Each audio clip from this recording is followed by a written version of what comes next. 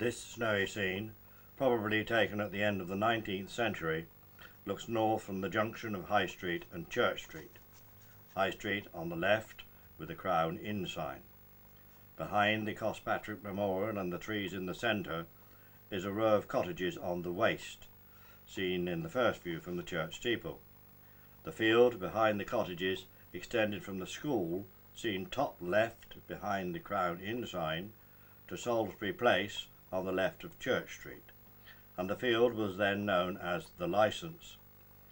The field known as the Licence was sold just before the end of the 19th century, the cottages knocked down and a wall built all the way round the field. Looking from the Crown towards Church Street is the Cospatrick Memorial, seen in this 1910s photograph. To the left is a chestnut tree, which will be seen later, and behind both of them can be seen the wall surrounding the field once called the Licence. The Cospatrick Memorial was erected in memory of the 17 parishioners who died when their emigrant ship, the Cospatrick, caught fire on the way to New Zealand in 1874. Known to the locals as the Fountain, with water gushing from the lion's mouth and running round the trough at its base for its use by animals. Next to the Cospatrick Memorial is the War Memorial, first erected to honour Shipton's dead in the First World War. In this rather poor quality picture, taken from a newspaper cutting, is the dedication ceremony being carried out in 1922 by the two Shipton girls left fatherless by the war. Whatever, through the generosity of Mr. J.H. Turner, new brass plates were fixed to the Cospatrick Memorial, as the original names incised in stone had become indecipherable. Mr. Turner also paid for the seats around the chestnut tree to the right, and for the placing on the far right of the semicircular stone reputed to be part of an earlier water system for Shipton following the enclosures in 1851. This postcard shows the problems with cars parking on and near the green. As there are several postcards probably taken on the same day, this may have well been the day of the auction sale for the Crown itself in 1930. From the late 20s, this view shows that the green was also the pick-up point stop for local bus services. On the other side of the road is Cooknell's van from the butchers in Milton. Spectators attending a meet of the local hunt also use the green as a viewing point. In 1937, the green was used for the judging of the fancy dress competition for the coronation, before they moved off to the court cricket ground. In the late 1940s, young men sit on the seat or stand while they wait for the bus, probably to the Sunday cinema at Kidlington. By this time, the late 1940s, more names have been added to those already on the War Memorial. This view is from the late 1960s, with the shaven crown on the left, and on the High Street can be seen the white lines which arrived during the war. The scar in the centre of the road was created with the arrival of Thames water in this area, from which time the fountain ceased to flow. The trees had disappeared from the green in the late 1950s. The green became its present size in 1968, when Colonel Seddall generously bought the land for the village in memory of his wife Catherine, and was in use by the time of the church flower festival seen here in 1971. Remembrance Day service have long been held on the green, and in 1980 the procession from the church travelled along the path which is approximately on the site of the previous field wall.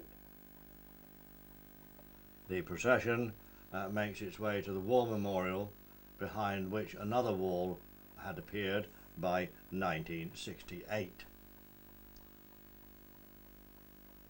The whole green was used for the crown competition to commemorate the royal wedding in 1981. An annual Christmas tree has been placed on the green since 1965, this one being erected in 1982. The Best Kept Village Award was sited on the green when it was won by Shipton in 1965, and again here in 1984. The green has also been used for fundraising. Here the fundraising was for the new Beaconsfield Hall in 1996, with the old post office in the background. And as we end this video, a look back across the green as it was early in the 20th century. And as the green was towards the end of the 20th century. But the last view did not show the War Memorial or the Cospatrick Memorial, neither of which can be seen here with the wall which passed.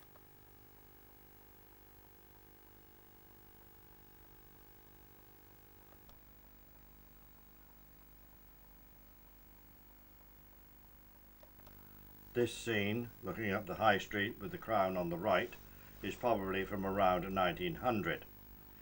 The exact occasion when the A361 was blocked with stalls, caravans and swing boats is not known, but it was most probably one of the club days connected with one of Shipton's friendly societies, either the Shipton Friendly Society or the Wychwood Forest branch of the Oddfellows Friendly Society. Both used the crown as the headquarters, and both aimed to provide the poorer persons with some kind of insurance against loss of work or injury. This view down Church Street comes from one of the Coombs series of postcards of around 1903. These postcards were sold by Mr. H.J. Coombs, then Shipton's sub-postmaster, from the post office on the right, where the man is standing. And it is down Church Street that we see members of the Shipton Friendly Society making their way to the church service. On the left is Rose Cottage, and the photo was probably taken from the wall surrounding the field known as the Licence. According to the 1860 rule book of the Shipton Friendly Society, members should walk soberly to church in twos according to their place in the rule book, but that rule seemed to become redundant by 1908. Some of the members' subscriptions were used to provide a feast day after parade from the church service, as we see members on their return in 1908, led by the Shipton Drum and Fife Band, with Rose Cottage now on the right. This is the Drum and Fife Band from around that time, with the founder with the bowler hat in the centre, Mr. Reuben Rainbow. Mr. William Bradley on the right, and his son with the triangle in front of the drum. Some of the Drum and Fife Band are seen here during one of the club days outside the then post office, with the gas lane in the centre. The post office was reputed to have started with the letter dated 4th of April 1845 addressed to Mr. Cross at the post office, which suggests that this was once the oldest sub-post office in the country. Between the last view in 1908 and this view taken around 1910, the post office underwent a complete rebuild. In the doorway stand the Coombs family, and to the right stand members of the post office staff. The post office finally closed in 1975 and the business transferred to St Michael's Stores, its present location. This is a view up Church Street in the 1900s, before the post office was altered. 200 years ago, this was a small business area with baker, blacksmith, shop, police house and lodging house, and the house with the 2-bay windows was then Hambridge's Tea and Coffee House. 100 years ago, Church Street was still the home to the police house and the coffee tavern. Looking down Church Street in the 1910s after the alteration to the post office. Church Street was then the main entrance to Parsonage Farm, later to become the old prebendal. Salisbury Place, to the left of the Church Street, was then the butcher's shop of E. Bradley. After church parade on club days, the friendly societies had a special feast for the members in the club room of the Crown on the right. After the feast, members of their family enjoyed themselves at the street fair, stalls, swings and roundabouts.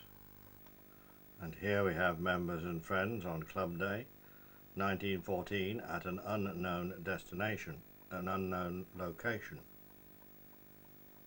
With the introduction of state pensions, friendly societies began to lose their importance, and after the First World War, charity fundraising was for the Chipping Norton War Memorial Hospital, when floats and wagons passed through the local streets on their way to the cricket ground, with some making their way to Chipping Norton, as seen here, with the Shipton Prize Band.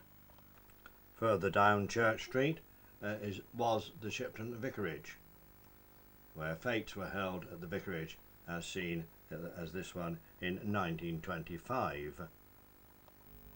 And the Ladies Come and See Me Again review in 1935, again at the vicarage.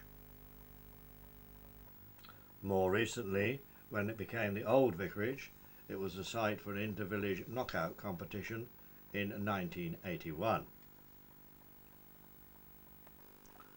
Above Gas Lane was Avery's General Stores, which in the 1930s was also operating the bus agency, a fish and chip shop and a taxi business. With the introduction of the National Health Act, the need for fundraising for the hospital at Chipping Norton decreased, and Shipton could concentrate on its own charities, and club days and street fairs were begun again, as seen here on the green in 1957. The new street fairs were held on the nearest Saturday to the old club day, but not on the A361, but like the green seen previously, and down Church Street, as we see outside Cecil Viner's hairdressers, again 1957. And from a little later, 1958 or 59, with the old post office in the background, and raising money for improvements to the Beaconsfield Hall, then the Parish Hall. And again from 1958 or 59, again with the post office in the background. Another street fair down Church Street. After modernisation of the Parish Hall in the early 60s, more money was then raised for improvements to the recreation ground. One last look at the top end of Church Street from the enlarged green, with a reminder that behind the houses on the left lay the old Shipton Gasworks and the old YMCA or Red Triangle Hall. This is the end of Shipton Video 3.